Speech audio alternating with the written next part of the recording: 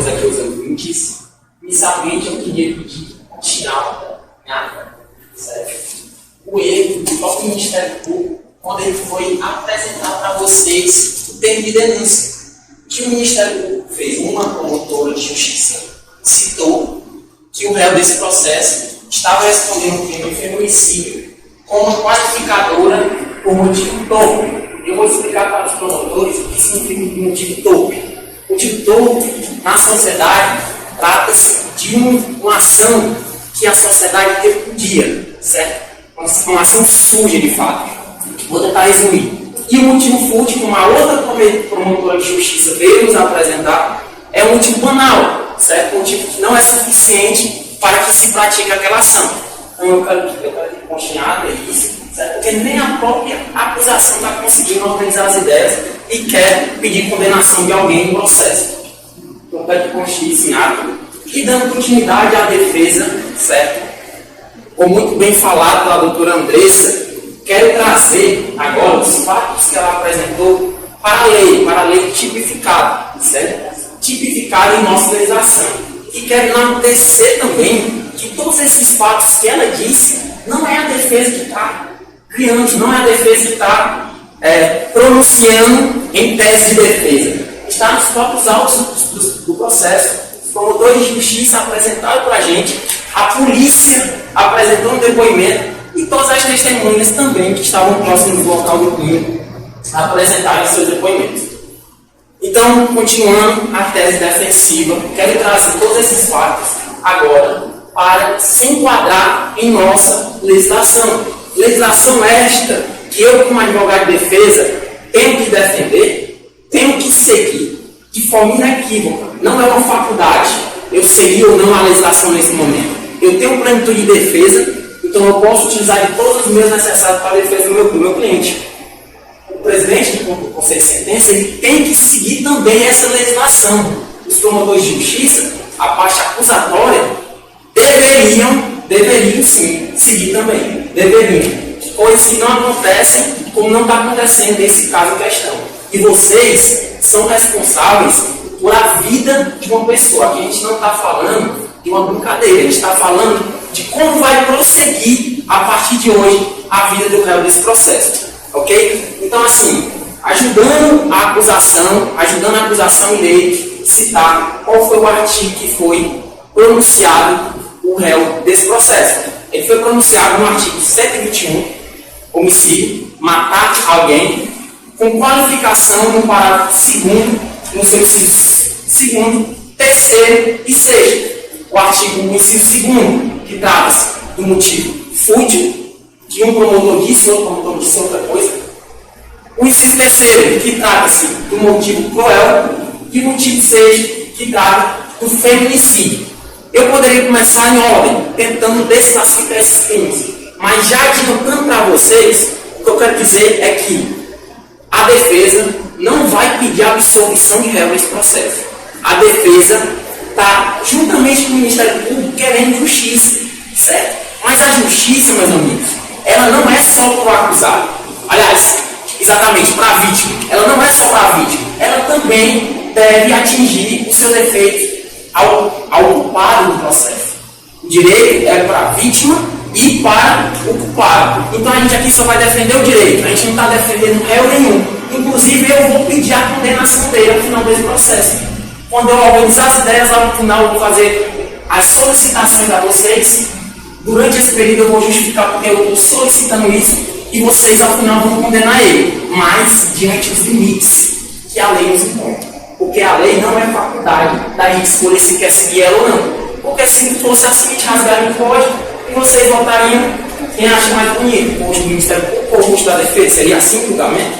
Então isso não é aceitável, a gente tem que seguir a legislação, certo? Então, começando, eu não vou começar do início, como eu falei, eu vou trazer o inciso 6 do parágrafo 2º, que é tratando do crime de feminicídio. Eu fico muito triste como operador do direito ver a acusação que tem a formação para basear do que se trata a lei e pronunciar e denunciar pessoas essas que, independente do local que ele se submeteu, do crime que ele se submeteu, digno de direitos. Tem dignidade da pessoa humana garantida constitucionalmente. Então, não se pode denunciar alguém se não tiver o mínimo probatório necessário. E o feminicídio, eu vou ler agora aqui para vocês do que se trata do feminicídio. E desafio vocês, quando chegarem em casa, procurarem no Google, no livro, numa obra, que não vai ter contradição alguma sobre esse crime. Feminicídio, vou ler. É classificado como feminicídio quando ocorre um assassinato e a causa está diretamente relacionada com o gênero. Em outras palavras, é o homicídio pelo sexo da vítima ser feminino. A frase ícone para esses tipos de crimes se resume em: a mulher morta simplesmente pelo fato de ela ser mulher. Então a vítima do feminicídio tem que ser mulher e ela é morta pelo gênero dela, que é feminino. Então eu quero assim entender qual é a possibilidade do réu desse processo, que já tentou se matar várias vezes por essa mulher, que tem 3 filhos com essa mesma mulher, que é a vítima desse processo, que agora está preso, mas assim, no momento do crime, ele agiu porque ela era mulher, sendo que ele foi embora, ela mesma chamou ele para voltar para casa, um amor incondicional, que perdeu, na verdade, o amor da sua vida. Então, assim, é incabível a gente falar de feminicídio nesse questão. Se a própria definição do crime de feminicídio não for suficiente para você votar na desclassificação dessa qualificadora, nada mais eu tenho a dizer com defesa. Então, voltando, continuando a defensiva, eu vou agora para a qualificadora do motivo fútil. Motivo falar com outras promotoras, que outra promotora falou outra coisa, mas que a gente consegue entender.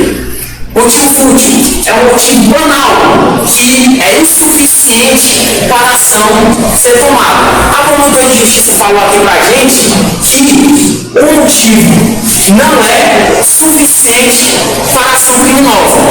Mas eu faço indagar todos aqui e eu pergunto: qual é o motivo que é razoável para que se tenha o homicídio? Porque apesar da acusação aqui, aquela situação entre o casal não é suficiente para ele matar, não tem que qualificar o crime. Então pergunto: poxa, faz até uma simulação com vocês. Digamos que uma pessoa viveu sua vida para cuidar da sua mulher, criou seus filhos, só trabalha com a sua mulher, e essa sua mulher o trai como melhor amigo dele. Ele socando. Mas não é suficiente, não bastou isso, ela grava o ato sexual. E ela não está satisfeita, ela manda para ele e posta em uma rede social. Agora eu te pergunto: esse ato é razoável para ele matar ela ou o melhor amigo dele? Não é, gente, não é. Então, essa questão do motivo fútil, essa questão da não razoabilidade do fato acontecido para a ação tomada, não pode ser considerada para ser considerado qualificador, porque aí não existia mais homicídio simples. Todo homicídio é fútil, todo homicídio é qualificado. Aí tem razão ao nosso Código Penal, porque aí nesse caso, nada que tenha acontecido pode ser suficiente para alguém matar outra pessoa. Aí você vai me falar, alguém já vai pensar: não, mas se alguém chegar perto de minha mãe, ameaçar minha mãe, eu vou matar. E você pode matar, sabe por quê? Porque a lei nos garante isso, o legislador pensou nisso, que quem age em legítima defesa não comete crime nenhum. Então, se alguém vai matar sua mãe e você quer rebeliar aquela injusta agressão, seja iminente ou atual, você nem estaria se submetendo a um júri desse, porque você não estaria cometendo crime algum. Isso é um estudante de ilicitude. Além disso, digamos, a simulação de você está no avião viajando, só tem um paraquedas, seu amigo pega o seu paraquedas, não quer dar e quer pular. Você dá um medo, joga ele do avião, pega o paraquedas e pula, salvando sua própria vida. Você vai chegar a abraçar seus familiares e não vai responder por crime nenhum, porque você está diante de um estado de necessidade. Estudante de ilicitude que a lei nos garante. Posteriormente, um policial vê uma ameaça, um assalto, o bandido acaba reagindo à segurança, ele atira, mata o bandido, o criminoso, certo? crime? Claro que não. O espírito público dele é legal. Isso tudo o legislador preveu, certo? Então, digamos que ele tivesse a matado, porque, digamos, ela chamou ele de filho da puta, eu estava brigando, discutindo, ela chamou você de filho da puta, ele pegou uma faca na cozinha, premeditou e foi matá-la, ele não tinha nem cara de estar aqui defendendo o cidadão desse. Tentando pelo menos classificar esse crime, porque esse foi muito sujo. Mas o amor da sua vida, 3 filhos, que veio para diminuir essa mulher, a criar os seus filhos, aí a mulher diz na cara dele, zomba, dizendo que não ficaria com ele, ou que ficaria com outra pessoa, ou deixa essa dúvida no ar, chateando uma lanchonete que um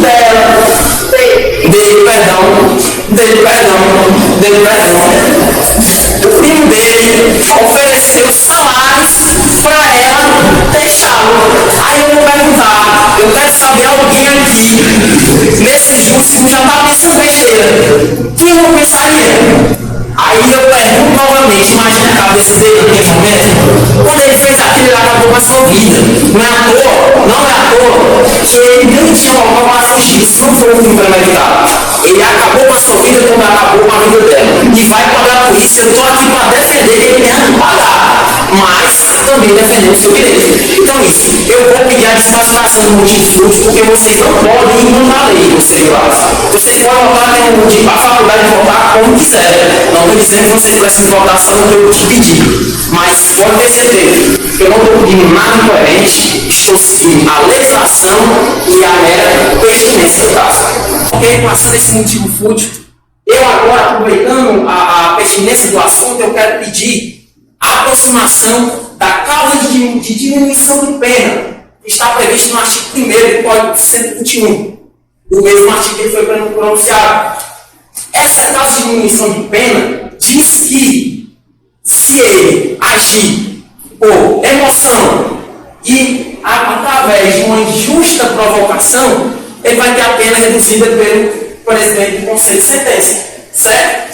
E agora, eu nunca me esqueço do depoimento dele, que eu vi nos autos do processo, que está livre para todos verem, em que ele cita: eu me arrependi, estou muito arrependido. Eu só agi daquela forma porque ela me provocou, ela zombou da minha cara. Aí eu vou ler agora para vocês o artigo 1º, a letra da lei. Se o agente comete um crime impelido por motivo relevante de valor social ou moral, é um pai de família que tem 3 filhos, ou sob domínio da violenta emoção, logo em seguida da injusta provocação da vítima, o juiz pode reduzir a pena de 1/6 a 1/3. Parece até que eu, lá antes de ir para o depoimento, eu orientei ele para ele falar exatamente isso, sendo que eu fui constituído advogado dele há poucos dias, certo? Então, só quero dizer para vocês que, se o que ele fez e falou e o que aconteceu não é uma causa de diminuição de pena, eu não sei para que serve o Código Penal. Certo? Eu não sei para que serve esse código. Vamos lá, continuando. Quero pedir a aproximação dessa causa de diminuição de pena, porque eu só preciso ler o Código Penal, só precisa ler o parágrafo 1º do artigo 121. Não precisa medir esforços de interpretação, é ler e ler o depoimento dele, ler de todas as testemunhas. Ok? Finalizando essa parte, eu tenho que ser breve, o tempo é breve. Então, vamos retornar aqui para a desclassificação das qualificadoras. Tem a última desclassificação. Eu falei que o motivo não é fútil, já expliquei. Eu falei que não é feminicídio. Eu não falei, eu só li a descrição de feminicídio. Não é um argumento, é a leitura da definição do termo que a acusação está tentando acusar. Só isso, certo? E agora eu vou falar do meio e cruel, que é uma outra qualificadora que o Ministério Público está acusando, certo? O meio cruel é muito complicado porque só o ato homicídio já é cruel. O que foi que eu desafio alguém me dizer, me apontar um homicídio que não é cruel? É difícil. O simples fato de tirar a vida de um ser humano é crueldade. Mas a crueldade ela precisa ter o ânimo, precisa ter a intenção de ver a crueldade, de sentir a crueldade na vítima. Precisa, porque se não tiver, não pode ser qualificado. Porque aí voltando, todo crime é cruel. Me diga quem é prova homicídio não existe, gente, não existe. Isso não é o que eu estou falando, é uma questão de conhecimento empírico, que eu tenho certeza que quem tem o mínimo discernimento mental vai entender isso. Então, voltando, meio cruel. Eu estou levando isso muito a sério, esse caso aqui, porque, como eu disse, eu vou pedir a condenação dele, mas eu não quero ver injustiça sendo feita nessa tribuna. Então, eu vou apresentar um caso concreto para vocês.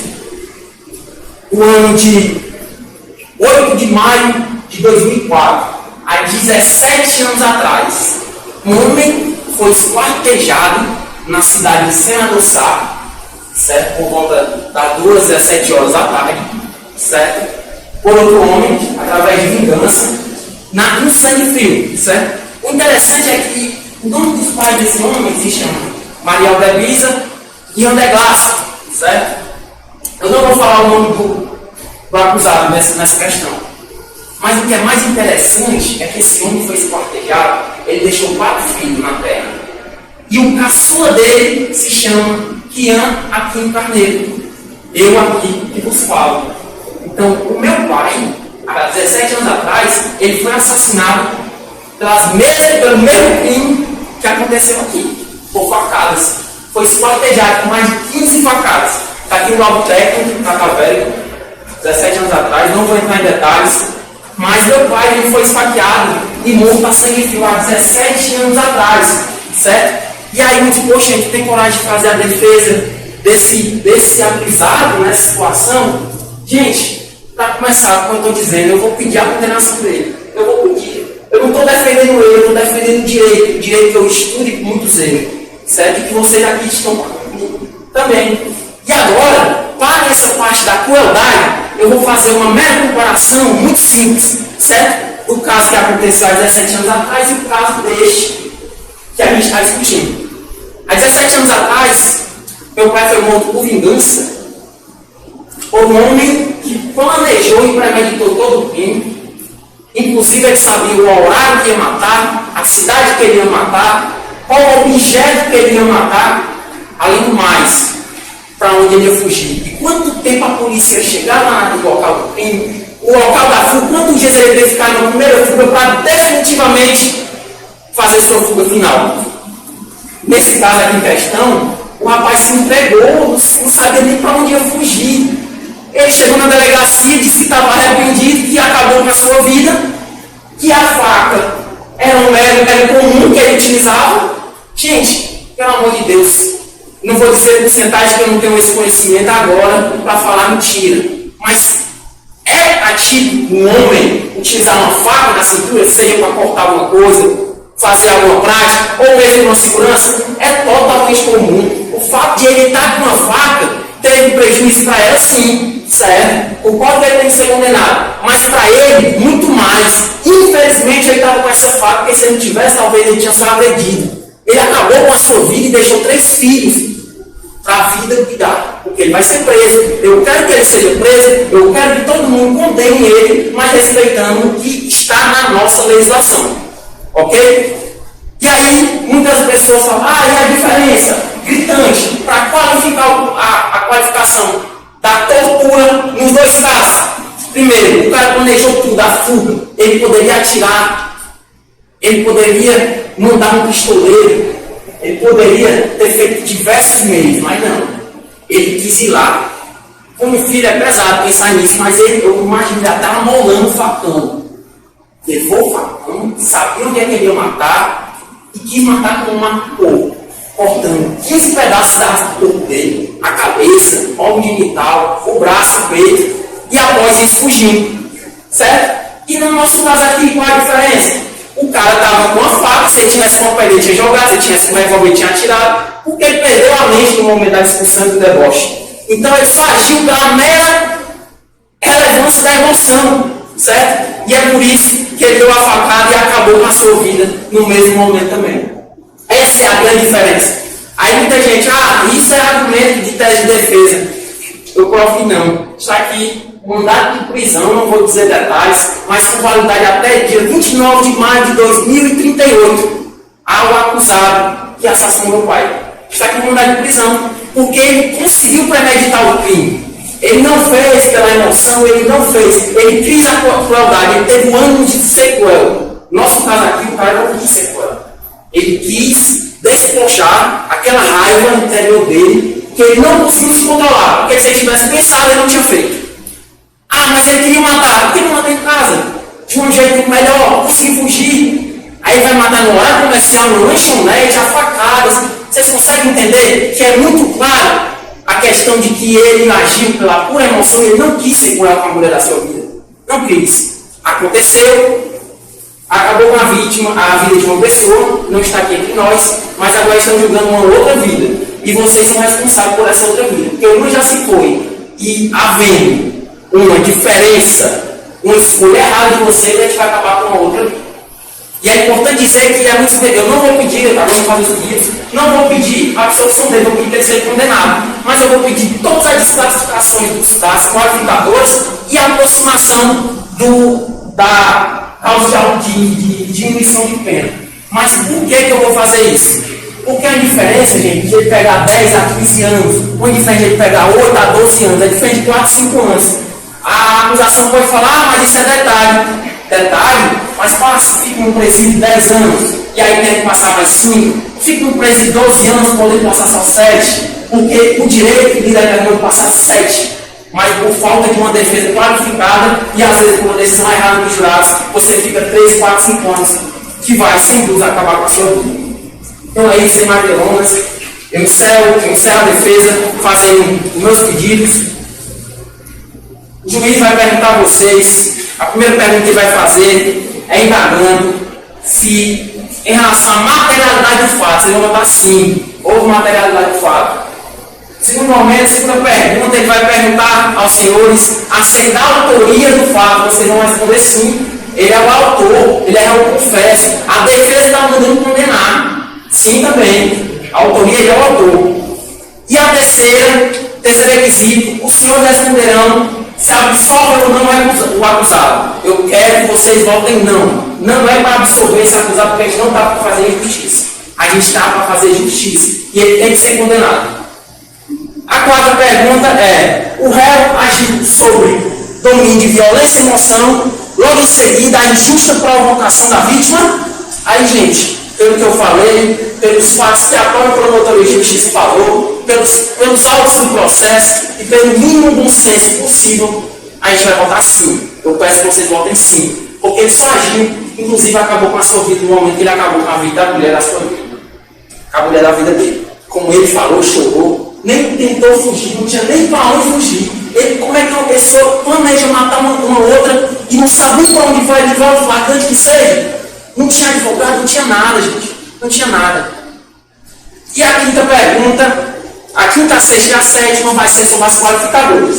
Primeiro vai ser motivo fútil. Vocês vão votar que não foi motivo fútil. Porque se a gente for falar que foi motivo fútil, todo homicídio agora vai ser considerado fútil. Eu faço essa indagação, não sou ninguém para falar da lei, mas eu sou advogado de defesa e o réu desse processo tem um advogado de verdade. Então vamos botar que não foi motivo fútil. Cometi mediante meu cruel, não foi. Cometi diante do meu cruel, não foi. Por tudo que eu já exponei a vocês. E cometido contra a mulher por razão da condição do sexo feminino. Essa aqui, eu sinceramente, vou pedir para vocês votarem não, mas eu acredito que nem precisaria. E assim a defesa encerra.